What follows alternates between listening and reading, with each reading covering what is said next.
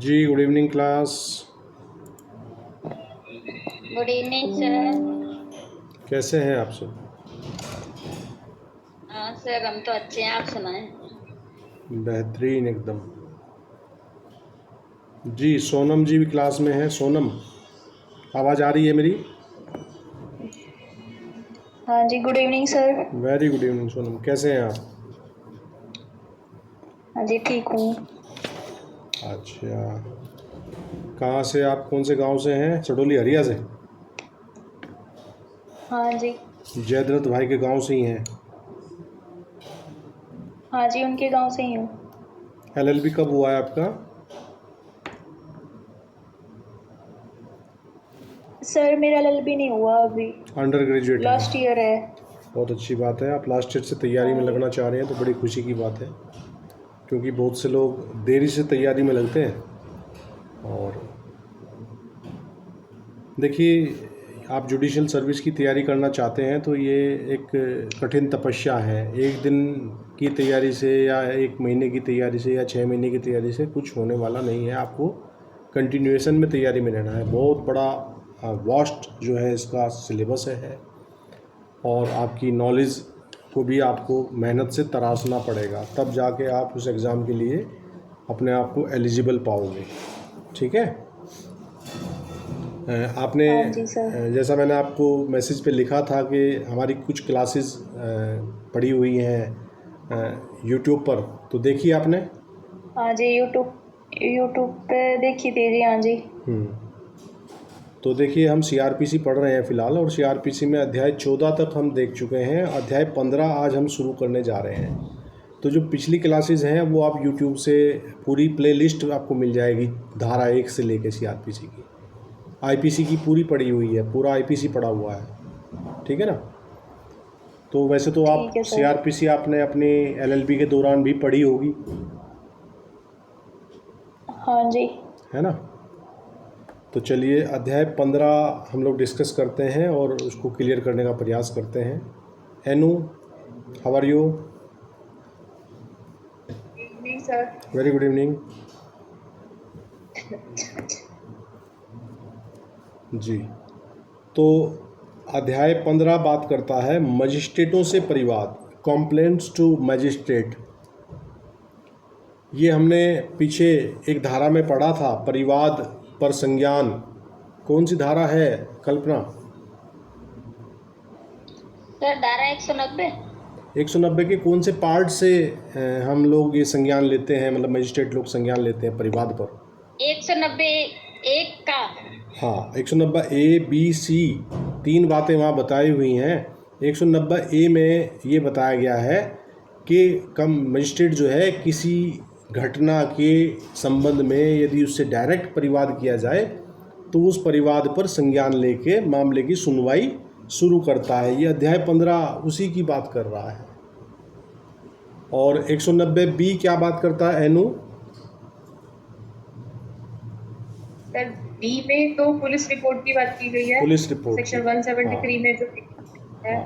तो सोनम, 2 बातें निकल के आई। एक तो ये बात निकल के आई कि हमारे साथ कोई घटना हो गई, कोई आपराधिक घटना हो गई, तो हमारे पास एक ऑप्शन तो ये है कि हम पुलिस में जाके एफआईआर करें। और यदि कई बार पुलिस हमारी नहीं सुनती है तो फिर हमारे पास एक दूसरा ऑप्शन ये होता है कि हम जो कंसर्न मजिस्ट्रेट है उसके यहाँ जाके डायरेक्ट अपनी बात बताएं कि हमारे साथ ये हुआ है, ऐसा घटना हुई है। तो ये जो चैप्टर सीआरपीसी का है ये उस वाली बात कर रहा है, एफआईआर वाली बात नहीं कर रहा है यहाँ। ये कंप्लेंट वाली बात कर रहा है। कंप्लेंट कहाँ होती है? मजिस्ट्रेट के समक्ष होती है। तो पढ़ते हैं सेक्शन 200 जो बात कर रहा है एग्जामिनेशन ऑफ कंप्लेनेंट। तो कंप्लेनेंट कौन होगा, परिवादी कौन होगा? जो अपना परिवाद लेके मजिस्ट्रेट के समक्ष हाजिर आएगा वो कंप्लेनेंट कहलाएगा। तो देखते हैं क्या कहता है 200। ध्यान से समझिएगा, 200 पे बहुत बार सवाल पूछा गया है। आपके प्रीलिम्स में सवाल भी आता है, आपके मेंस में सवाल भी आता है। तो ये कह रहा, a magistrate taking cognizance of an offence on complaint shall examine upon oath the complainant and the witnesses present if any and the substance of such examination shall be reduced to writing and shall be signed by the complainant and the witnesses and also by the magistrate। धारा 200 का जो पहला paragraph है वो बात कर रहा है, ये कह रहा है कि परिवाद पर किसी अपराध का संज्ञान करने वाला मजिस्ट्रेट परिवादी को और यदि कोई साक्षी उपस्थित है तो उनकी शपथ पर परीक्षा करेगा। ये ध्यान रखिएगा कि यहाँ ऑन ओथ परीक्षा होगी। स्वयं अपना माइक आप ऑफ कर लीजिए, आपका माइक खुला हुआ है, जब बात करनी हो तब माइक खोलो, अदरवाइज बंद रखो, ठीक है। तो ये कह रहा है, तो ये सबसे पहली बात यह है कि जो उसका बयान होगा वो ऑन ओथ होगा। पहले उसको शपथ दिलाई जाएगी। शपथ कौन सी? कि मैं ईश्वर की शपथ लेता हूँ कि जो कहूँगा सच कहूँगा और सच के सिवाय कुछ नहीं कहूँगा। ऐसी आप फिल्मों में शपथ देखते होंगे, वहाँ गीता और कुरान लेके आते हैं, और यहाँ जो हमारी अदालतें हैं इनमें ऐसे ही, वहाँ ना कोई गीता है ना कोई कुरान है, ऐसे ही कहता है पेशकार, हाँ जी कसम दिला दो जी, शपथ ले लो जी। तो वो कहता है कि सर जो सीपीसी में सर आदेश 19 में दी हुई है क्या शपथ? जी सर। हाँ, तो बस वो शपथ ही दिलाई जाती है। वो शपथ इसलिए दिलाई जाती है कि बंदा झूठ ना बोले। और बाकी आप लोगों को सब पता ही है कि कोर्ट में 90% लोग आके जो है इसी शपथ को लेते ही उसे तोड़ना शुरू करते हैं। जैसे ही शपथ ली अगले स्टेप से जो है उसकी तोड़ाई शुरू हो जाती है शपथ की, है ना। तो जो उनकी शपथ पर परीक्षा करेगा और ऐसी परीक्षा का सारांश लेखबद्ध किया जाएगा, मतलब कि वो इन राइटिंग जो बयान लिखा जाएगा वो इन राइटिंग लिखा जाएगा और परिवादी और साक्षियों द्वारा तथा मजिस्ट्रेट द्वारा भी हस्ताक्षरित किया जाएगा। उस पर वो परिवादी भी साइन करेगा जो लिखित में सारांश आया है पूरी घटना का, और उस पर वो परिवादी भी साइन करेगा, और यदि बयान किसी साक्षी का है तो वो साक्षी साइन करेगा और मजिस्ट्रेट भी साइन करेगा। अब इसकी प्रोविजो कह रहा है कि provided that when the complaint is made in writing the magistrate need not examine the complainant and the witnesses. तो एक इसका वो आ रहा है एक्सेप्शन, प्रोविजो आ रहा है, परंतु का आ रहा है। ये कह रहा है कि परंतु जब परिवाद लिख कर किया जाता है तब मजिस्ट्रेट के लिए परिवादी या साक्ष्यों की परीक्षा करना आवश्यक ना होगा। किन परिस्थितियों में आवश्यक नहीं होगा, ये सवाल पूछा गया है प्रीलिम्स में एक बार। तो ये कह रहा है कि if a public servant acting और purporting to act in the discharge of his official duties और a court has made the complaint. तो ये कह रहा है कि यदि परिवाद अपने पदीय कर्तव्यों के निर्वहन में कार्य करने वाले या कार्य करने का तात्पर्य रखने वाले लोकसेवक द्वारा या न्यायालय द्वारा किया गया है, तो यदि कंप्लेंट करने वाले ये लोग हैं तब क्या होगा, केवल राइटिंग में उनका आया हुआ स्टेटमेंट ही उनका बयान मान लिया जाएगा, उसके अलावा उसका सारांश नहीं लिखा जाएगा। क्या समझ आया कल्पना? मतलब सर अगर लिखित परिवाद दिया गया है तो सर साक्षी की परीक्षा नहीं हो सकती, केवल इन परिस्थितियों में। हाँ, सामान्य व्यक्ति का तो लिखित में परिवाद भी आएगा, उसका बयान भी होगा। ये जो है एक्सेप्शन वाली बात बताई जा रही है यहाँ। बी पार्ट कह रहा है कि if the magistrate makes over the case for inquiry और trial to another magistrate under section 192, और यदि मजिस्ट्रेट जांच या विचारण करने के लिए मामले को धारा 192 के अधीन किसी अन्य मजिस्ट्रेट के हवाले कर देता है तब भी उसका क्या होगा, वो राइटिंग वाली ही पढ़ ली जाएगी। और आगे भी एक प्रोविजो आ रहा है कि कह रहा है provided further that if the magistrate makes over the case to another magistrate under section 192 after examining the complainant and the witnesses the latter magistrate need not reexamine them. ये कह रहा है कि परंतु यह और कि यदि मजिस्ट्रेट परिवादी या साक्षियों की परीक्षा करने के पश्चात मामले को धारा 192 के अधीन किसी अन्य मजिस्ट्रेट के हवाले करता है तो बाद वाले मजिस्ट्रेट के लिए उनकी फिर से परीक्षा करना आवश्यक ना होगा। जब उनकी परीक्षा एक ऑलरेडी हो चुकी है, पहले वाले मजिस्ट्रेट साहब उसे कर चुके हैं। मान लीजिए सीजीएम साहब के यहाँ कोई कंप्लेंट आती है सपोज कीजिए, और सीजीएम साहब ने कंप्लेंट के आधार पर सुनवाई कर ली, बयान लिख लिए, उनके बयान 200 लिख लिए, और उसके बाद वो ट्रांसफ़र कर रहे हैं किसी अन्यत्र को, तो फिर वहाँ उसकी दोबारा एग्जामिनेशन की आवश्यकता नहीं है। Is that clear? जी सोनम, जी सर। सोनम समझ आया आपको? धारा 200 हमने डिस्कस किया, हाँ जी सर, क्या समझ आया? एक बार थोड़ा सा हम थोड़ा थोड़ा। हाँ देखो, कोई बात नहीं, आप घबराएं ना, आपका पहला दिन है तो आप बिल्कुल भी निश्चिंत होकर मेरी क्लास में रहें।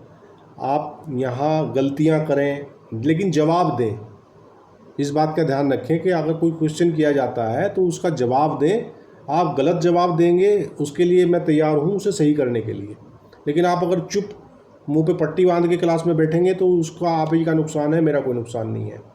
तो आप बताइए कि बयान 200 में आपको मोटा मोटा क्या समझ में आया, थोड़ा सा फिर हम आगे बढ़ेंगे।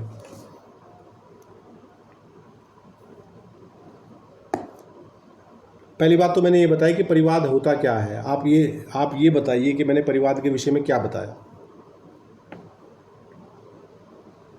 सोनम, आप ही से पूछ रहा हूँ।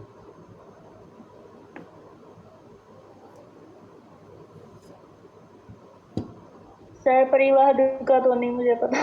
अभी तो बताया मैंने, जब मैं स्टार्ट कर रहा था इस धारा को पढ़ाने के लिए, तभी तो मैं बता। हाँ कल्पना, आप बता दीजिए। चलो सोनम को थोड़ा सा हिम्मत आएगी, आप बताइए। जब पुलिस एफआईआर ना लिखे तब पीड़ित व्यक्ति मजिस्ट्रेट के पास परिवाद करता है। तो ये बात तो सोनम मैंने जब क्लास स्टार्ट की ये बात बताई थी ना।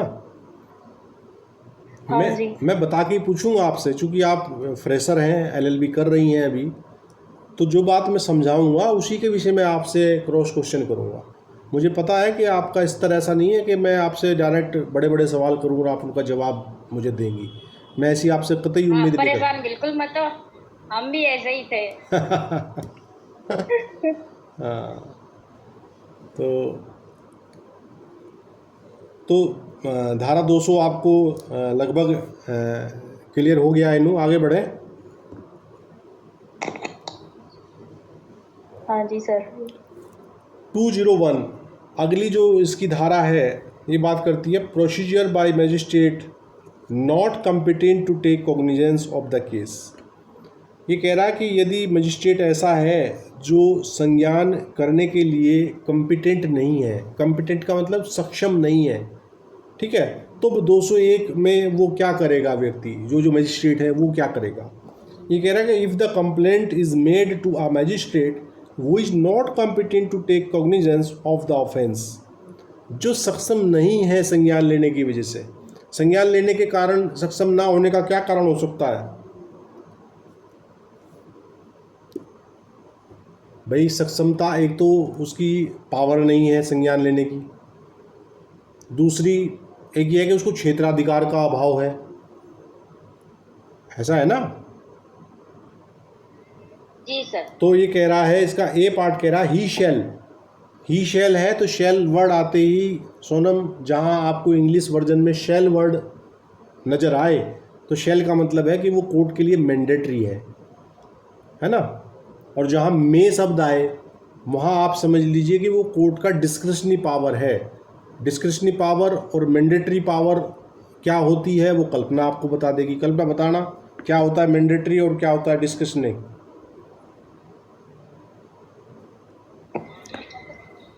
सर सेल माने अध्यापक होता है, जिसे अध्यापक आदेश होता है जिसे करने के लिए न्यायालय बाध्य है। बिल्कुल। और मैंडेटरी विवेकानुसार होता है, जो अपनी विवेकानुसार शक्ति से वो कार्य करता है। हाँ, मे का मतलब है सोनम कि यदि कहीं इंग्लिश वर्जन में मे लिखा आएगा तो वहाँ कोर्ट का वो विवेकाधिकार है, वो चाहे तो करे चाहे ना करे। और जहाँ शेल शब्द है, जैसे यहाँ शेल वर्ड आ रहा है 201, आपके पास बेरेक्ट तो है ना सोनम?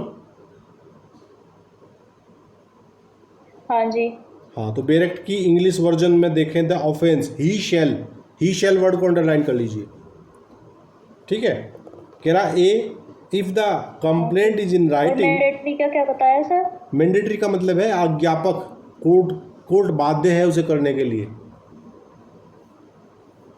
और डिस्क्रिशनरी का मतलब है विवेकाधीन, विवेकाधिकार है, कोर्ट चाहे तो करे कोर्ट चाहे ना करे, ठीक है। जहाँ मे शब्द आएगा ये ध्यान रखिएगा, आप हमेशा जितने भी कानून पढ़ेंगे वहाँ शैल और मे का चक्कर आएगा, उसको माइंड में सेट कर लीजिए। तो if the complaint is in writing return it to for presentation to the proper court with an endorsement to that effect। तो वो न्यायालय क्या करेगा, उस कंप्लेंट को जो राइटिंग में उसे मिली है उसको लौटा देगा और उस पर इंडोर्समेंट कर देगा। किस चीज़ का, कि भाई इसे इस कंप्लेंट की सुनवाई करने का अधिकार फला न्यायालय को है, आप प्रॉपर कोर्ट में जाइए। ये कह रहा है if the complaint is in writing return it for the presentation to the proper court with an endorsement to that effect. तो ये कह रहा है कि यदि परिवाद ऐसे मजिस्ट्रेट को किया जाता है जो उस अपराध का संज्ञान करने के लिए सक्षम नहीं है, तो यदि परिवाद लिखित है तो वह उसको समुचित न्यायालय में पेश करने के लिए उस भाव के पृष्ठांकन सहित लौटा देगा। क्या समझे भाई? मान लीजिए एग्जाम्पल के तौर पे मैं समझाने के लिए आप लोगों को बता रहा हूँ। पोस्टमैन आया, पड़ोसी की चिट्ठी आपको देना चाह रहा है, तो आप पोस्टमैन को क्या कहोगे, भैया ये घर नहीं है, दूसरे वाले घर जाओ, इस चिट्ठी का असली क्षेत्राधिकार वहाँ है, वो उनकी चिट्ठी है, मेरी नहीं है। इसी प्रकार मजिस्ट्रेट सक्षम नहीं है, उसके सामने हमने प्रेजेंट कर दिया अपना कंप्लेंट, तो वो कहेगा कि I am not the competent for to hearing this complaint and so please go there. वो उस पर अपना इंडोर्समेंट डालेगा और लिख देगा कि प्रॉपर न्यायालय में जाइए आप। बी कह रहा है if the complaint is not in writing direct the complainant to the proper court. और ये कह रहा है कि यदि परिवाद लिखित नहीं है तो वह परिवादी को उचित न्यायालय में जाने का निर्देश देगा। इज दैट क्लियर जी?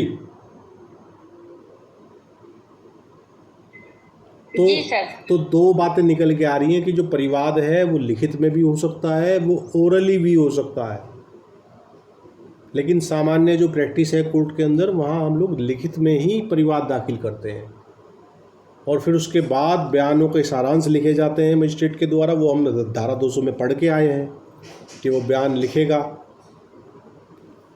ठीक है। 202 कह रही है postponement of issue of process.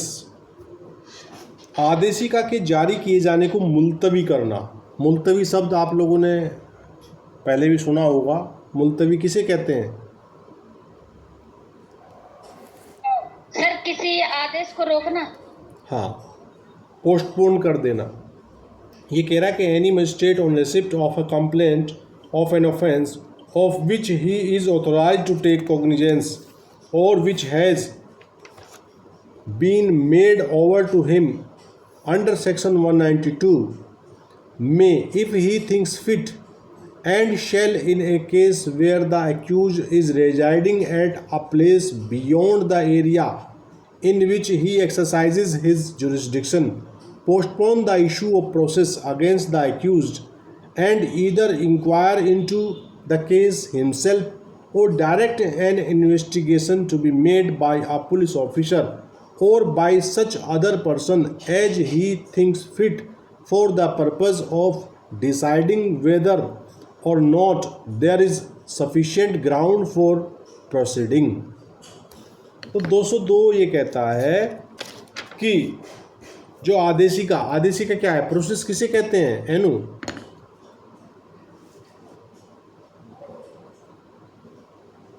जो कंप्लेंट का प्रोसेस चल रहा है। कल्पना, यहाँ प्रोसेस वर्ड का क्या मतलब है?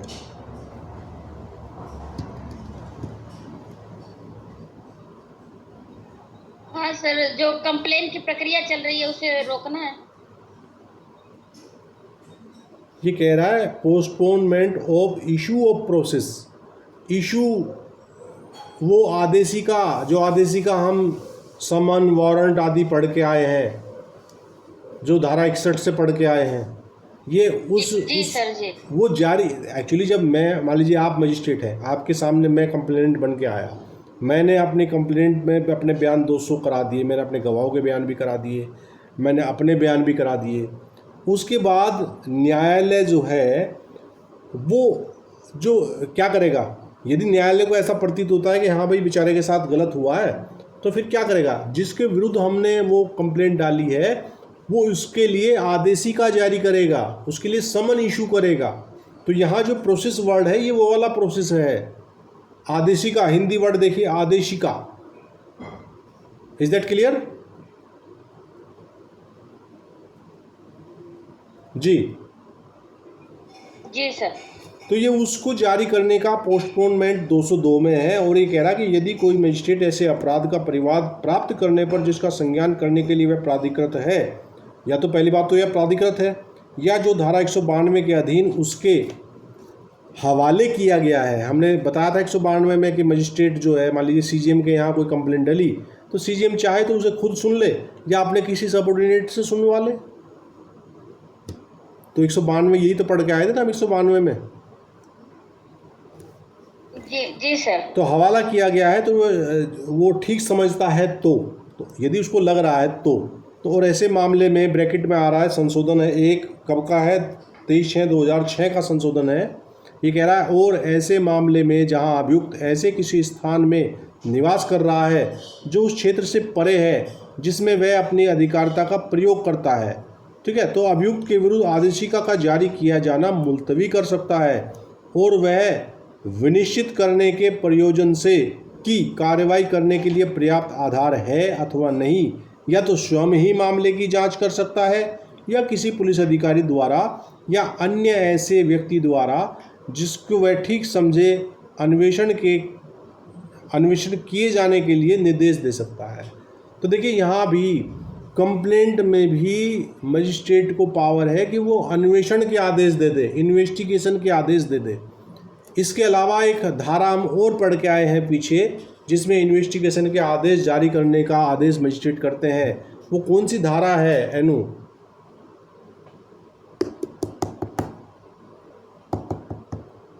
सर 156 धारा 156(3). 156(3). हाँ, धारा 156(3) है जिसमें एक ऑप्शन हमारे पास ये है कि पुलिस अगर हमारी एफआईआर ना लिखे तो हम कोर्ट के समक्ष 156(3) में आवेदन करते हैं कि महोदय मेरी एफआईआर नहीं लिखी जा रही है। तो वहाँ मजिस्ट्रेट को यदि ठीक लगता है तो संबंधित थाने के लिए 156(3) सीआरपीसी के तहत आदेश जारी करते हैं कि इनकी एफआईआर लिखिए और एफआईआर लिख के उस पर इन्वेस्टिगेशन कीजिए। और एक इन्वेस्टिगेशन यहाँ करने का भी आदेश कोर्ट चाहे तो कंप्लेंट के आधार पर भी इन्वेस्टिगेशन कोर्ट करने का आदेश दे सकती है जो मजिस्ट्रेट कोर्ट है। क्लियर है? यहाँ तक कोई दिक्कत तो नहीं है सोनम, एनु?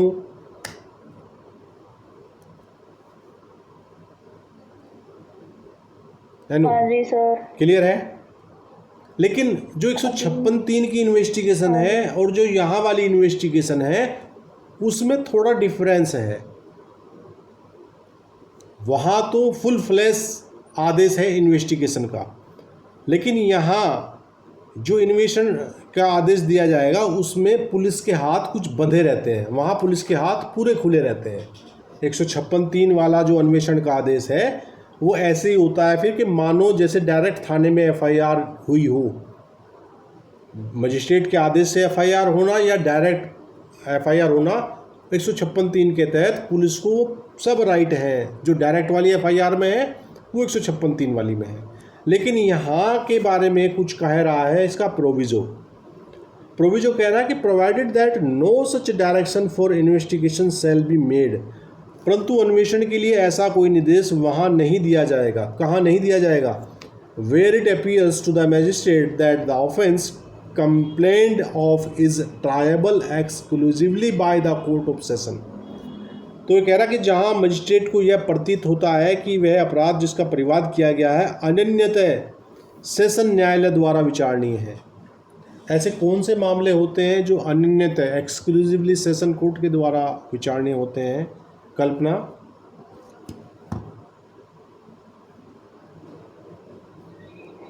जो सर मृत्युदंड या आजीवन कारावास और 7 वर्ष के कारावास के अधिक हाँ, क्या हो? सामान्यतः सीजीएम कोर्ट को 7 वर्ष तक की सज़ा देने का अधिकार है। उससे ऊपर की सज़ा वाले मामले सामान्यतः सेशन कोर्ट के द्वारा सुने जाते हैं। तो ये कह रहा है कि यदि मामला इस प्रकार का है, इस नेचर का है, तो ऐसी कोई इन्वेस्टिगेशन का आदेश कोर्ट नहीं करेगा।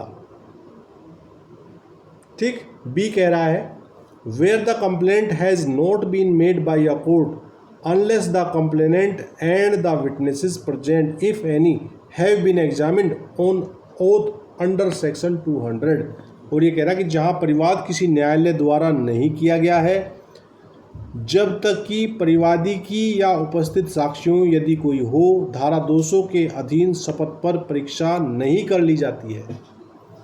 तो यहाँ जरूरी है कि पहले उसके जो गवाह हैं, वो जो परिवादी है, उसके बयान लिख लिए हों, उसके गवाहों के बयान लिख लिए हों, उसके बाद ही आप यहाँ ऐसे अन्वेषण का आदेश दे पाएंगे, अन्यथा नहीं।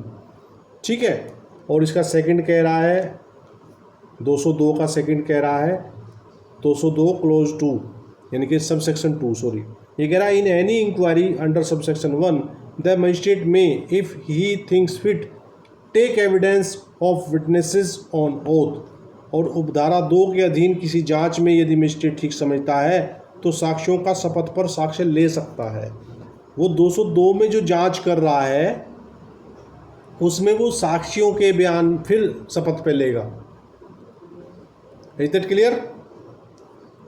इसका प्रोविजो है 2 का। फिर ये कह रहा है provided that if it appears to the magistrate that the offence complained of is triable exclusively by the court of session, he shall call upon the complainant to produce all his witnesses and examine them on oath। और ये कह रहा कि परंतु यदि magistrate को यह प्रतीत होता है कि वह अपराध जिसका परिवाद किया गया है अनन्यतः सेशन न्यायालय द्वारा विचारणीय है, तो वह परिवादी से अपने सब साक्ष्यों को पेश करने की अपेक्षा करेगा और उनकी शपथ पर परीक्षा करेगा। वो कहेगा मान लीजिए कोई मृत्यु, मान लीजिए किसी का मर्डर हो गया और उस मर्डर के विषय में थाने ने FIR नहीं लिखी, 156(3) भी उसका खारिज हो गया, 156(3) भी उसे कोई राहत नहीं मिली और वो कंप्लेंट लेके आ जाता है फिर कोर्ट मजिस्ट्रेट्स के सामने, तो वहाँ मजिस्ट्रेट जो है उसके समस्त साक्ष्यों की, भाई उसका बयान तो उसने अपना ले ही लिया, उसका तो बयान 200 में कर लिया उसने परिवादी का, तो उसके जो बाकी साक्षी हैं उन सब साक्षियों के बयान वो ऑन ओथ लेगा मजिस्ट्रेट।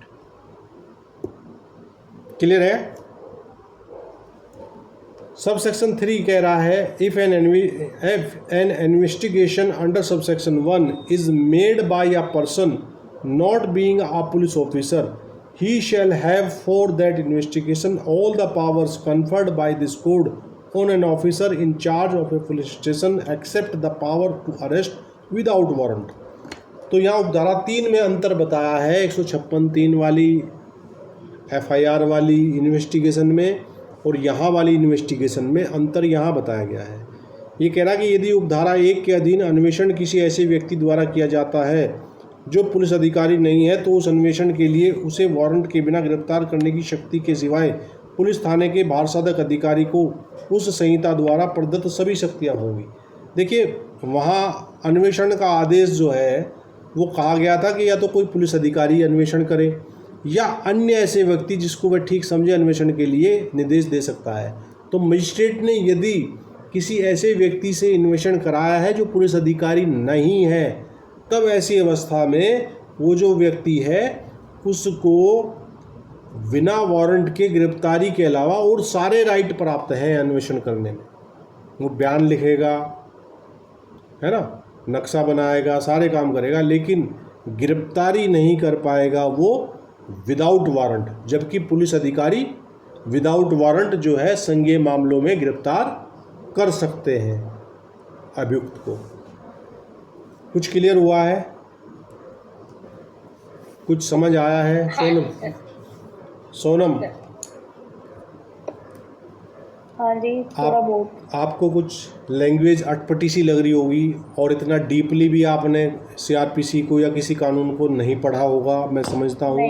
हाँ जी सर। LLB करने के दौरान हम लोगों ने भी जब LLB की थी तो हमने भी यूनिक लिए थे और यूनिक में 5 सवाल रट लिए थे और हमारे गुरुजी थे, उन्होंने तो ये कहा था कि ये 5 सवाल रट लो, ये आए तो ये लिखना है, ये ना भी आए तो भी यही लिखना है। तब भी ये लिखने हैं। हाँ जी।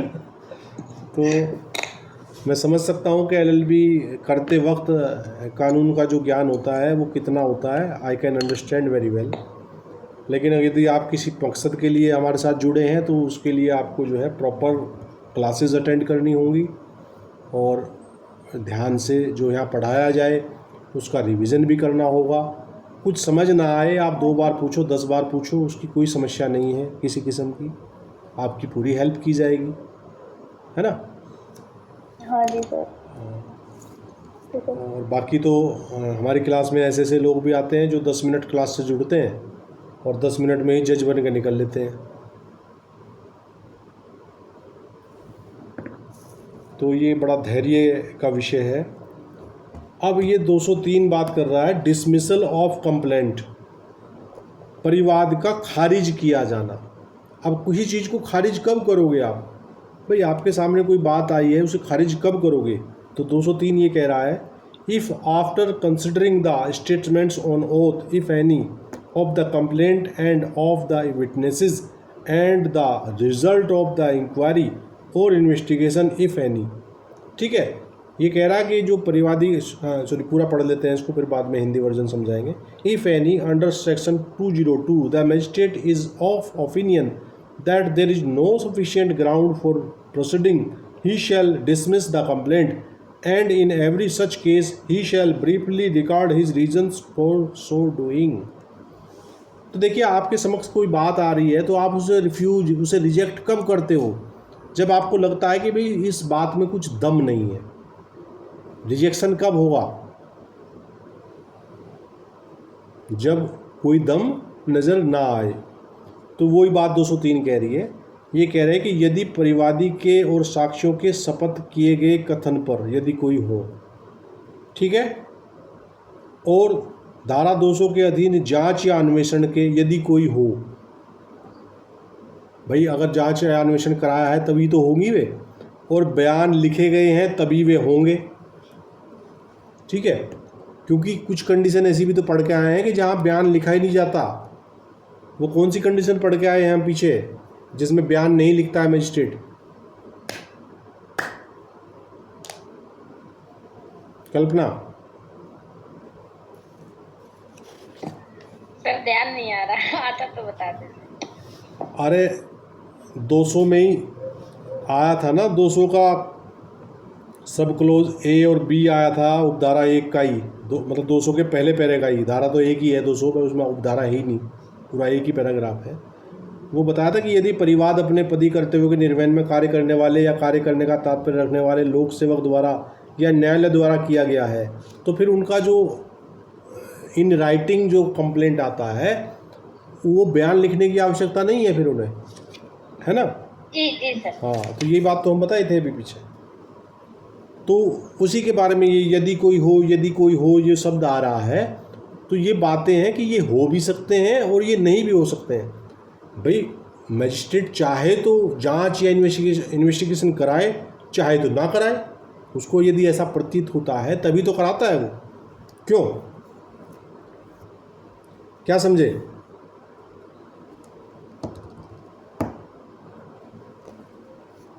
भाई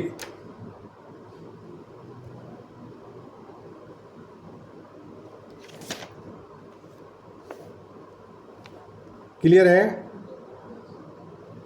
देखिए मे शब्द आया है 192 के बाद, किसमें? धारा 202 में। और एक चीज़ के लिए फिर शैल आया है, ठीक है ना।